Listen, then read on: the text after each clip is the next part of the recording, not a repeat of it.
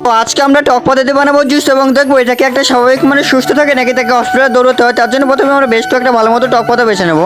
এর টেস্টটাকে একটু বাড়ানোর জন্য আমরা একটা লেবুকেও ছেড়ে নেবো। এরপর টক পাতাগুলোকে ভালো মতো করে জল দিয়ে ধুয়ে নেবো।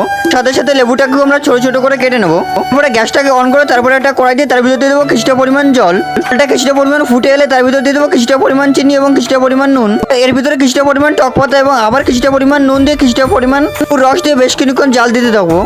কিছুক্ষণ জাল হতে থাকুক ততক্ষণ তোমাদের একটা খুশির খবর দিয়ে। এর আগেও কিন্তু আমরা আমাদের চ্যানেলে কিভাবে করেছি যেটা তোমরা ইনস্টাগ্রামে গিয়ে দেখে আসতে পারো। আজকে আমরা এই চ্যানেলে কিভাবে করবো। এই কিভাবেতে কিন্তু আমরা একজনকে না দুজনকে দেবো টাইম্যাক্স আর ব্র্যান্ডের দুটো ওয়াচ। তার জন্য আমাদের চ্যানেলটিকে সাবস্ক্রাইব করতে হবে এবং আমাদের সাবস্ক্রাইবারকে আমাদের চ্যানেলটিকে লাইক করতে হবে এবং একটা কমেন্ট করতে হবে।